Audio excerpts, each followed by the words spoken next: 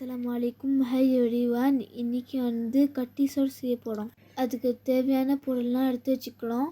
வாங்க எப்படி செய்யறதுன்னு பார்க்கலாம். ஃபஸ்ட்டு நல்லெண்ணெய் ஊற்றிக்கலாம்.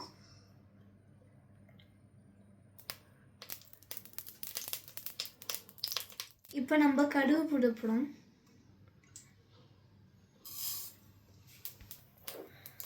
அடுத்தது காஞ்ச மிளகா. இப்போ நசுக்கி வச்ச பூண்டு போடலாம்.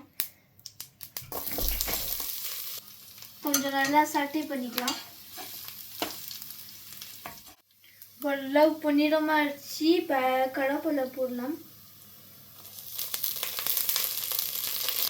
கரைச்சி வச்ச புளி ஊற்றிக்கலாம்.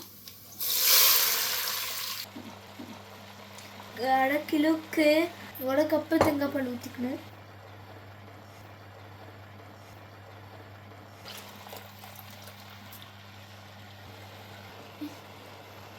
நம்ம தேவையான புளி கரைச்சி வச்சுக்கலாம்.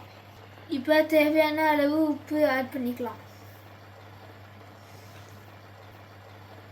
இந்த கட்டி சோறு பிக்னிக்கு செய்கிறதுக்கு கூட எடுத்துக்கு போகலாம். அவ்வளோ சீக்கிரமாக வீணாக போகாது. இதோட நம்ம கழுவி அரிசி போட்டுக்கலாம். இது நல்லா கொதி வர சொல்ல சிம்ல வைக்கலாம். இப்போ பாருங்க, மேலே தனியாக கீழே சோளம் இருக்குது. தேங்காய் பால் ஊற்றுறதுனால அடி பிடிச்சிடும். கொஞ்சம் நேரத்துக்கு ஒருத்தர கிண்டி விட்டா போடும். இப்போ கட்டி சோறு ரெடி ஆகிடுச்சு. இன்ஷா அல்லாஹ் நெக்ஸ்ட் வீடியோவில் சந்திக்கலாம். அஸ்ஸலாமு அலைக்கும்.